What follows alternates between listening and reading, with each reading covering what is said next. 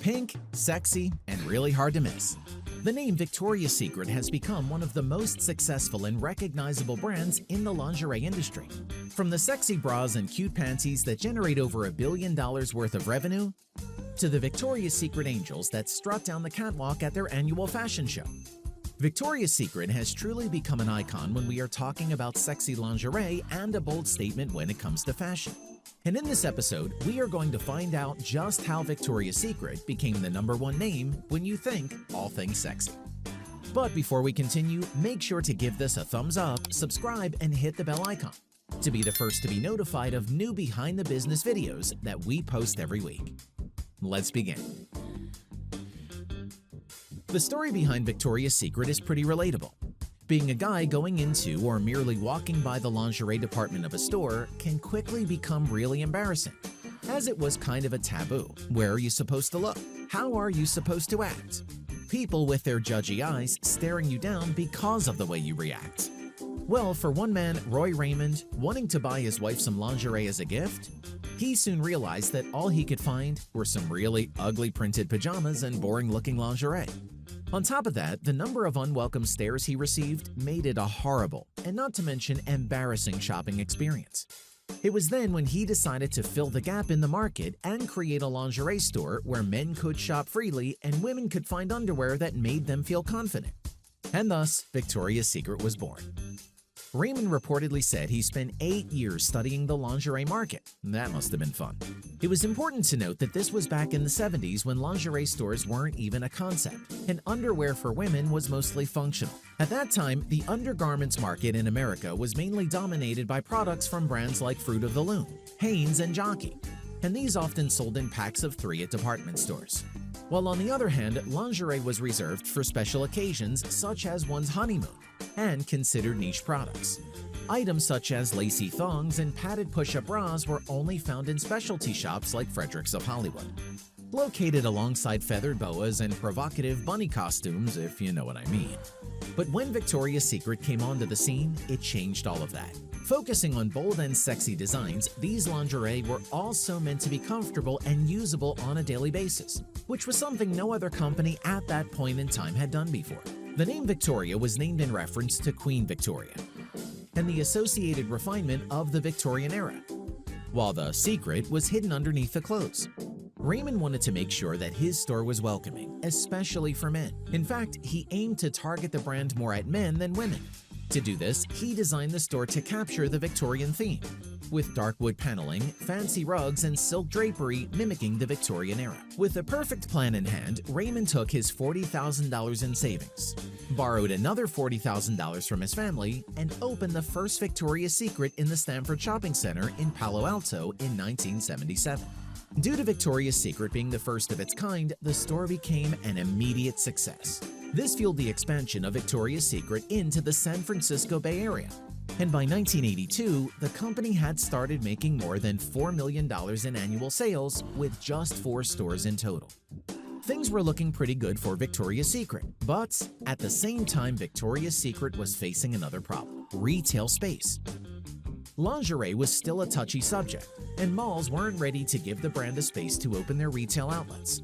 This was hurting Victoria's Secret's expansion plan, and they needed a way out quickly. Ironically, the store also became so geared towards men that women found it uncomfortable shopping at Victoria's Secret, and this caused the store to lose customers and lose revenue. However, a businessman named Leslie Wexner saw past the problems and saw potential, already making a name for himself in the retail world. It came as a surprise when Leslie bought out the troubled 6 stores and their entire catalog for $1 million. And he quickly set out to transform the store's brand identity. As he set out to put a face to the brand, Wexner came up with a fictitious character named Victoria, an English-French model who was sophisticated and sexy, who started selling sensual undergarments on Sloane Street, London, which was known for high-end fashion. As this story caught on, the real founder's identity faded from existence. What happened to Roy Raymond after that was truly a tragic story, which resulted in failed businesses, losing him all the money and some, divorce, and eventually he fell into depression and took his own life, jumping off the Golden Gate Bridge, just as the company he founded was given a new breath of life.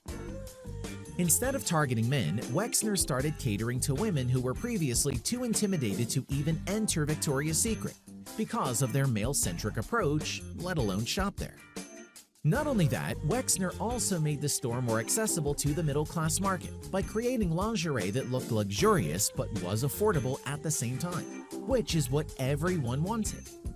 Wexner knew that women wanted to wear beautiful lingerie beneath their clothes every day, and he set out to normalize the wearing lingerie on a daily basis. By strategically positioning Victoria's Secret in the middle of mass-market brands like Jockey and luxury brands like La Perla, it made wearing sexy bras and thongs as underwear a mainstream movement. And this empowered women around the world with the confidence to pursue their dreams and be whoever they wanted to be. Wexner was right, and his strategy to put women at the center of his brand worked like magic.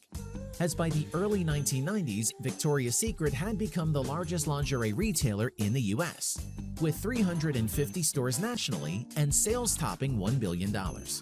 After dominating the lingerie retail business, Wexner started looking into the fashion industry. He started by revamping the way VS portrayed its models. He felt that the catalog for the brand had become over-sexualized, and once again attempted to put women at the center of his brand image, catering primarily to his female customers through presenting Victoria's Secret as a fashion brand, not just a lingerie store. As a result, in 1995, the iconic Victoria's Secret annual fashion show was born. The show was run by Ed Razek, who was the marketing director of L Brands at that time. Not only did he handpick the best models to walk the runway during the Victoria's Secret fashion show, but he called upon famous artists and celebrities to take the stage during the show, giving an all-around entertainment for the audience. And, well, the rest was history. The show started airing online in 1999 and immediately became a hit around the world. This also launched the careers of some of the greatest supermodels of all time, like Tyra Banks and Heidi Klum.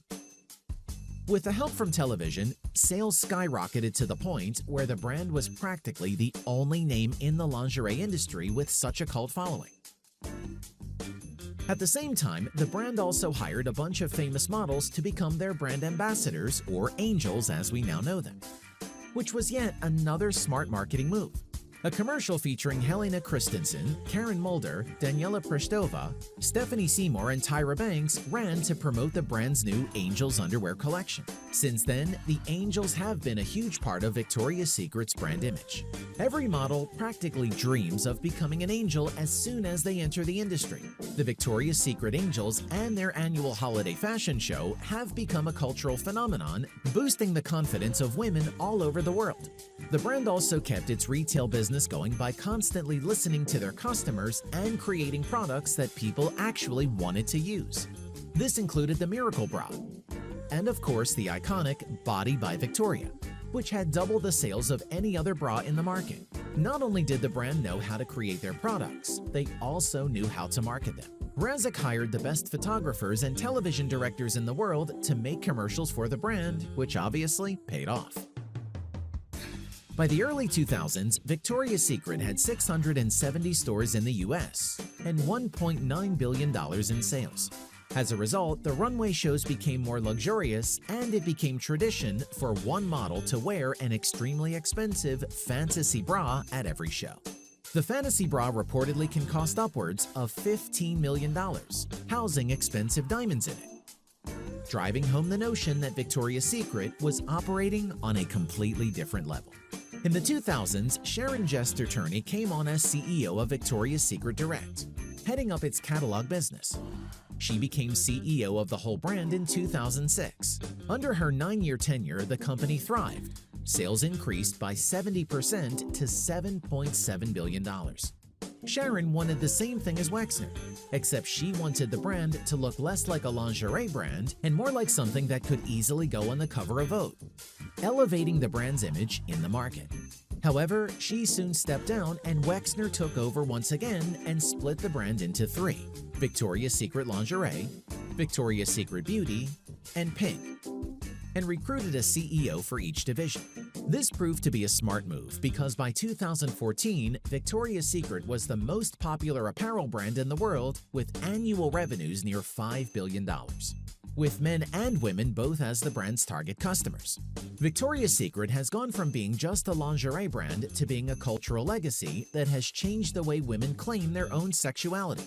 With the brand's affordable and still luxurious customer experience, Victoria's Secret is the lingerie brand that caters to everyone. The pink wallpapers, the inviting fitting rooms, the friendly and well-trained staff, and its constant reinvesting strategy is what has helped the brand survive even the most turbulent of times.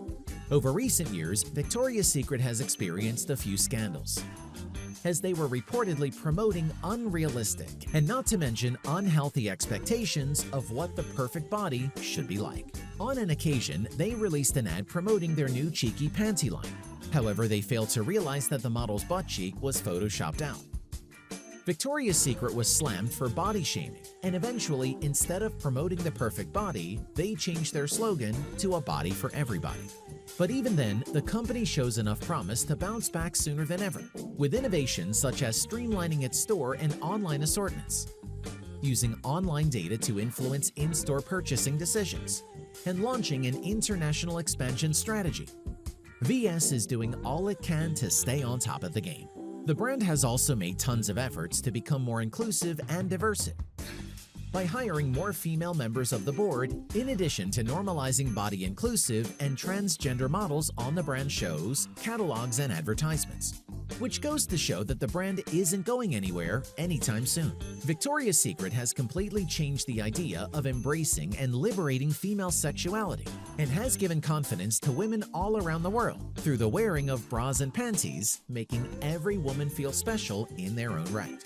As far as the future of Victoria's Secret goes, with the company's strong foundation and brand image that has been built through years of dedication and the constant change to current trends, no other brands can ever come close to the level at which Victoria's Secret is known by. With that, our question to you is, do you think Victoria's Secret is really promoting unrealistic body standards with their angels?